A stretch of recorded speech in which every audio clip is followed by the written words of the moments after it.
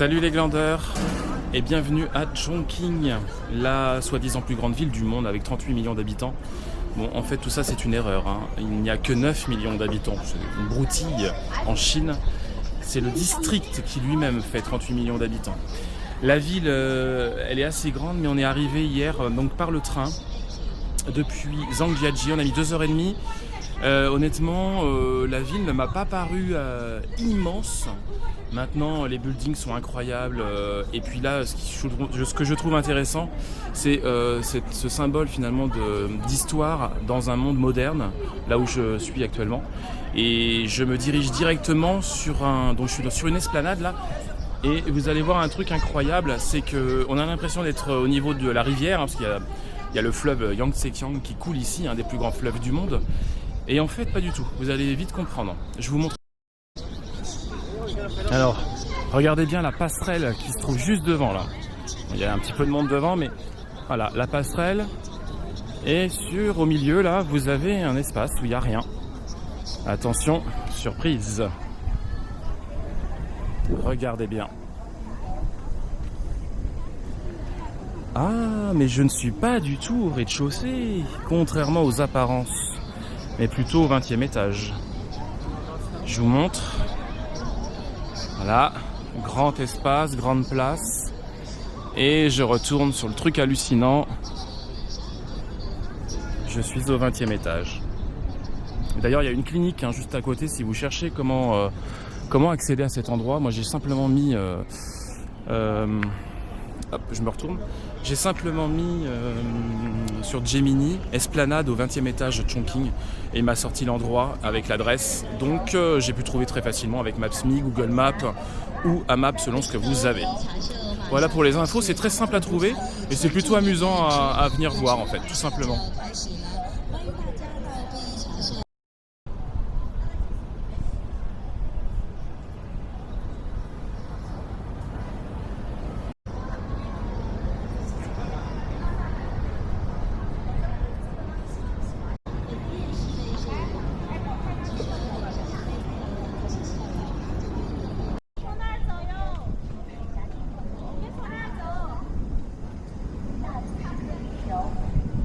Nous sommes au 22e étage exactement d'une petite tour.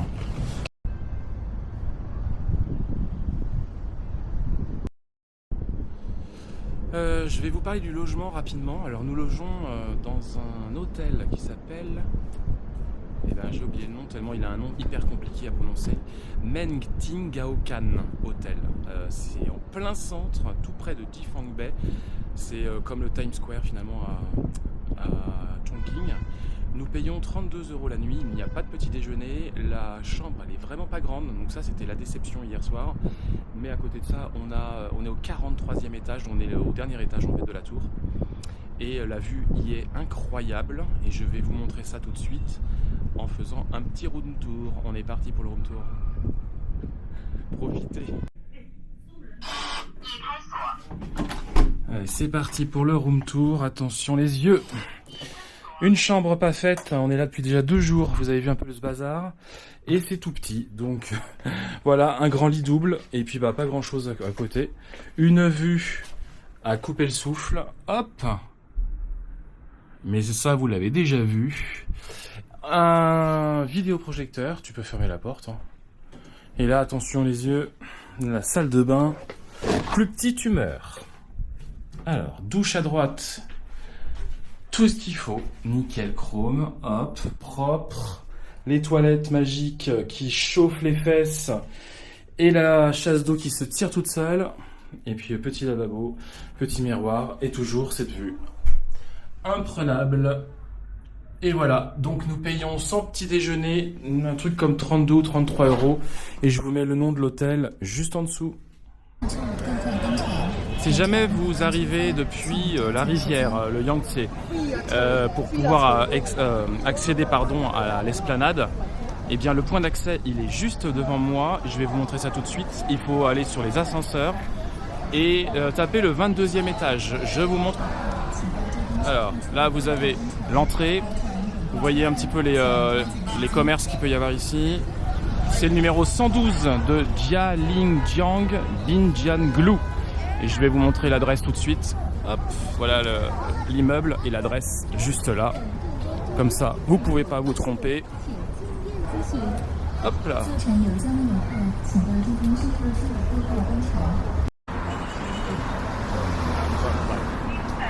Bon, il nous annonce aujourd'hui 40 degrés, donc je suis tout seul parce que oui, il est midi et il fait déjà 37 je crois.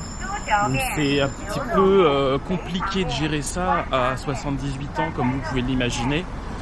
Donc il est remonté au 43e étage, prendre un peu de fraîcheur, pendant que moi je vais dans la touffeur de Chongqing tout simplement. Alors je me dirige là maintenant vers Hongya Cave, littéralement les grottes de Hongya. En fait il n'y a pas de grotte, hein. C'est une espèce de grand bâtiment sur 11 étages, très ancien. Et c'est un lieu hautement touristique dans la ville. C'est même un incontournable. Et il est très joli, illuminé la nuit. On a eu l'occasion de le voir hier soir. Mais je n'ai pas fait d'image, donc vous en verrez un petit peu plus tard des images de Hongya Cave de nuit. Là, waouh, je viens de monter les escaliers, j'en peux plus déjà. Là, je vais vous montrer déjà à quoi ça ressemble de jour. Et puis je vais aller faire un petit tour. Je pense qu'il y a beaucoup de marches. Je vais prendre mon temps. Ça va pas être évident ce programme aujourd'hui.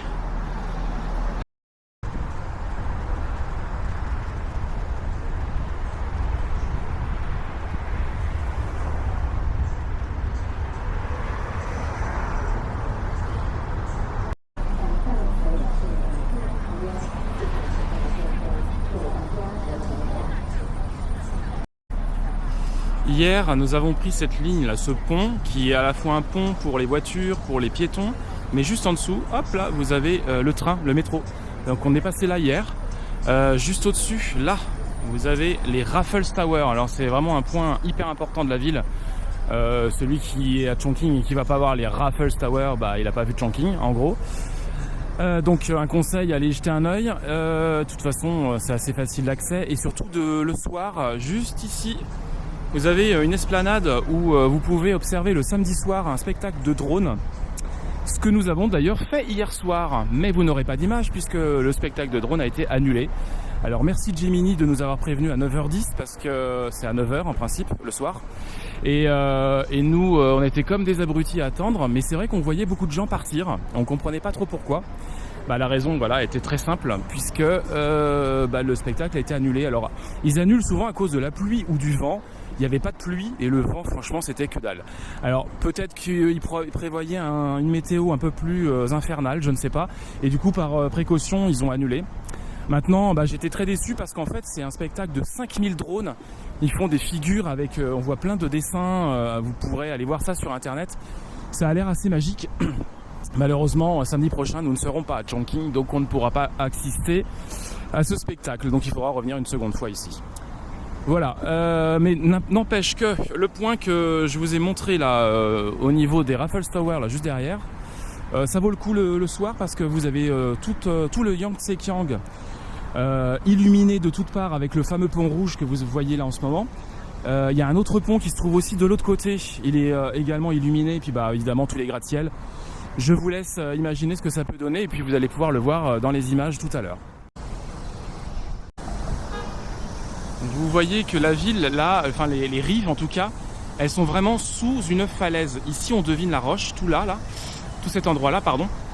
Ici vous avez une cascade, qui est probablement fausse, c'est même certain. C'est, je crois bien même une piscine à débordement, j'ai l'impression. Et ici vous avez Hongya Cave. Donc vous voyez des vieux bâtiments, c'est un coin historique de la ville. Et je crois même que sur cette partie de la ville, c'est ce qui a été construit en premier. Donc on va aller tout de suite en exploration dans les petites rues de ce lieu qui m'a l'air assez magique. Et je crois que de nuit, il est vraiment extraordinaire. On ira certainement. Pour traverser les grandes artères, ici, c'est très compliqué. Je vous montre. Hop, là, vous avez une grande barrière en fait tout le long. On peut absolument pas traverser. Et il y a des fameux ponts là, vous n'allez pas le voir. Mais je suis obligé de grimper quelques marches pour passer au-dessus de la route. Et donc c'est assez épuisant quand il fait 40 degrés de se taper à chaque fois des détours pour pouvoir passer de l'autre côté tout simplement de la rue.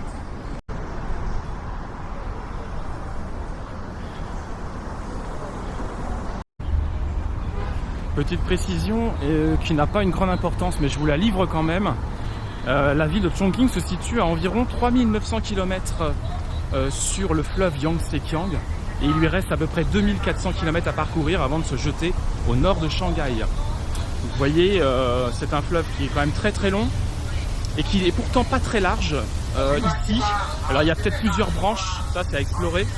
Et autre chose, il est assez bas. En fait, le niveau de l'eau est assez bas et ça me surprend puisqu'on est en pleine période de pluie. Alors, est-ce que c'est normal ou pas? Voilà, je ne sais pas, j'ai pas d'infos. Peu importe d'ailleurs, mais c'est joli parce qu'il y a quand même des bancs de sable, un peu comme sur la Loire. Et puis quelques rochers. Voilà, maintenant je me retrouve donc dans Hongyakev, juste en bas, et je vous montre tout ça. Regardez ce qu'ils sont en train de faire avec les feuilles de thé.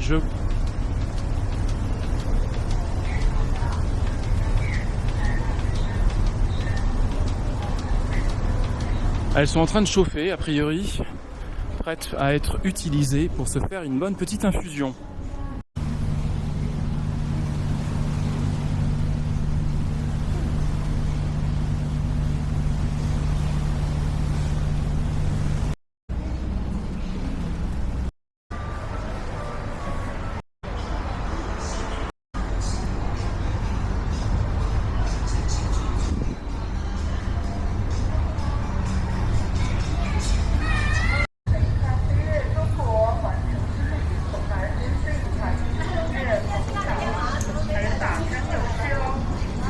Allons faire un petit tour.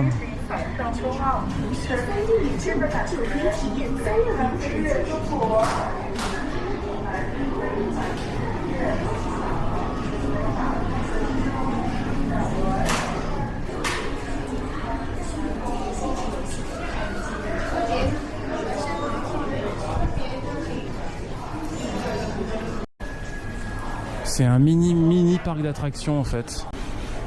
Si vous avez besoin de repos, dormir un petit peu et puis un petit coup de massage en même temps, endroit idéal, plutôt calme. Dans ce monde bruyant et frénésique, je ne sais pas si ça se dit d'ailleurs, frénésique, un peu bizarre. Non, j'ai pas envie de monter là. Hop, on continue. Je me rends compte que j'ai des problèmes de vocabulaire depuis que je suis en Chine. J'arrive plus du tout à parler correctement. Est-ce que c'est la chaleur? J'en sais rien, c'est vraiment bizarre.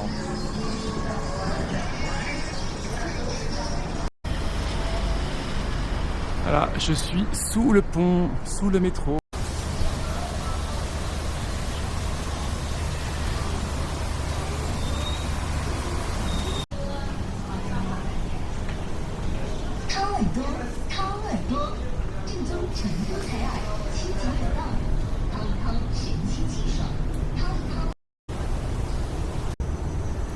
Bon, je comprends mieux le principe de grotte. En fait, il y a plein de petites excavations, des petits trous comme ça, là.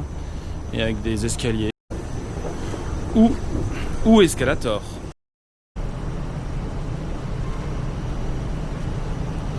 Je suis dans le journal.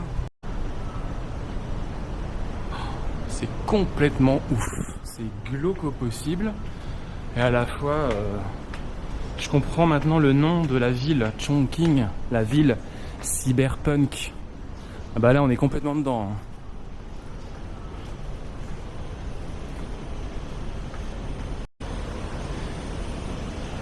Waouh, ce lieu est complètement dingue. Et je suis tout seul, je sais pas comment ça se fait. Il n'y a pas un touriste. Il n'y a pas une personne en gros, même pas un chat. Il n'y a pas un animal, il n'y a rien. Incroyable.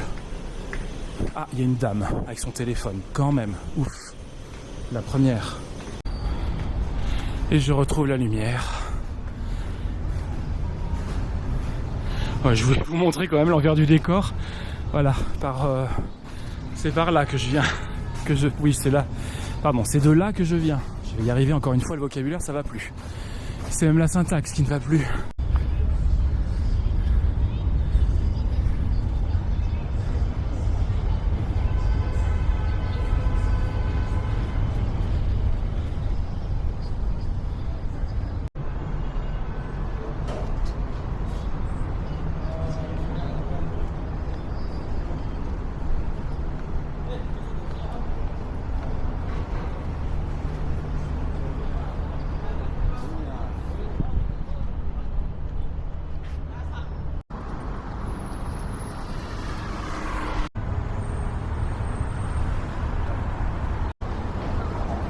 Allez, on se fait un petit tour sur le pont, rapidement, en pleine chaleur. Let's go!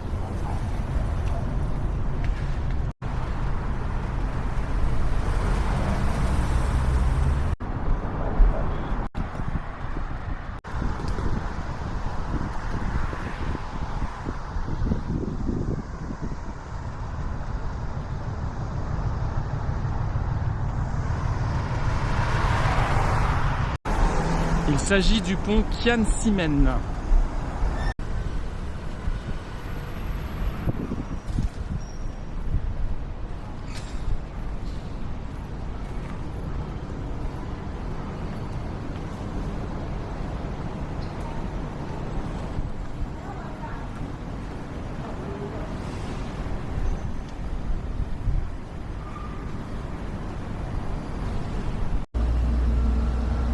En fait, je trouve que c'est une ville qui est facile à explorer, mais que je n'arrive pas du tout à comprendre en termes d'architecture et de développement. C'est l'anarchie la plus complète, il y a différents étages. On ne sait pas du tout comment ça a été mené en fait dans l'histoire de l'urbanisme ici. Je comprends rien. C'est un bordel sans nom cette ville. Et c'est aussi son charme. Vraiment, je trouve ça assez incroyable. Modernité, côté un peu historique aussi. Il y a quelques détails historiques, il y a des temples. Hein. Je vais aller vous montrer ça tout à l'heure.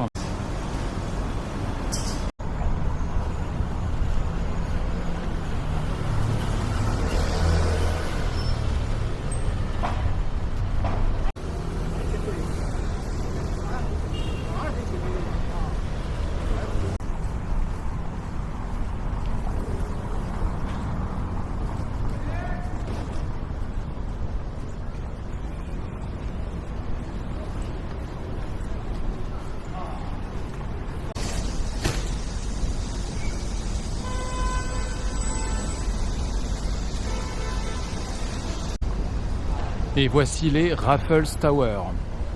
Alors j'ai une petite question à vous poser. Est-ce que vous trouvez cette ville inhumaine? Je me pose la question. Alors déjà pour y vivre, waouh, c'est quand même tendu. Et puis la chaleur surtout quoi. Là on est sur du 41, ressenti 47. Je n'en peux plus. Il fait une chaleur à crever.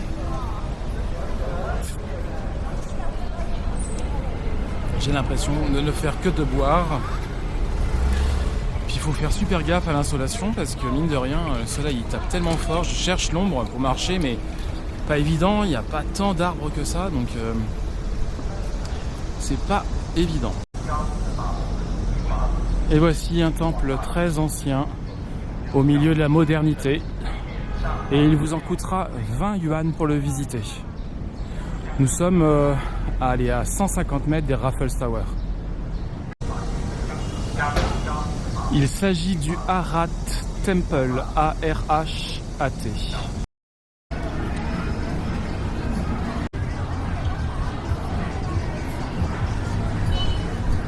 On vient de ressortir là, il est 18h pardon, et on cherche un truc pour manger. Alors il y a beaucoup d'options.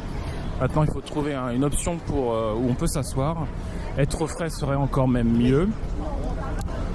On va voir, mais il fait toujours aussi chaud là, c'est un enfer. Hein. On est à 40 degrés, encore à 18h.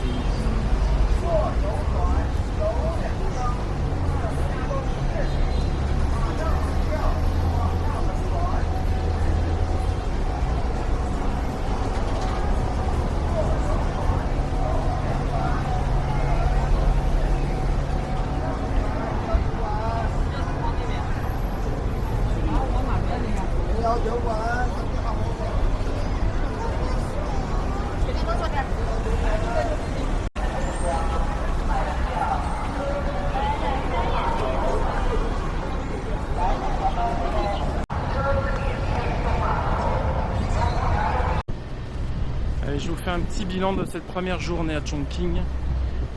Écoutez, le bilan il va être simple. Il a fait tellement chaud que la pause cet après-midi a quand même duré 3 heures. Une pause fraîcheur. Donc voilà, très jolie ville, architecture incroyable. J'avoue que je comprends rien, comme je vous l'ai dit tout à l'heure. Mais c'est démesuré et c'est ça auquel je m'attendais. Donc je suis pas déçu de ce côté-là. Voilà, et puis écoutez, le reste de la journée, vous avez pu voir Hongya Kiev qui était plutôt sympa à voir. Je pense que de nuit c'est mieux, mais là ce soir on est un petit peu fatigué, donc on n'ira pas ce soir.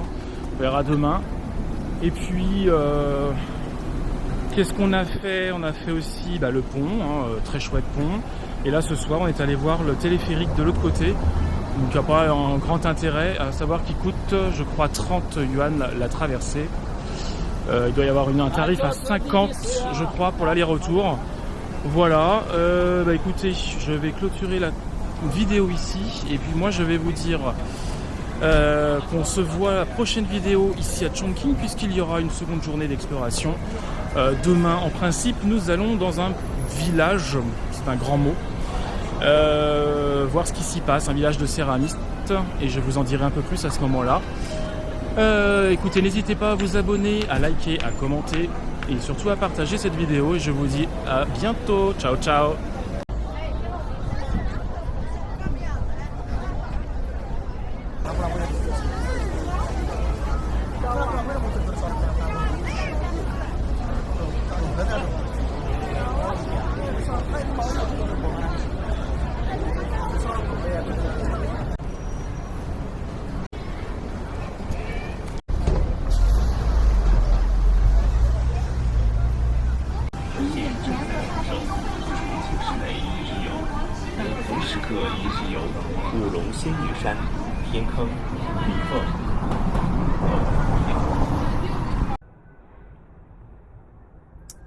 Et voilà la vue de la chambre.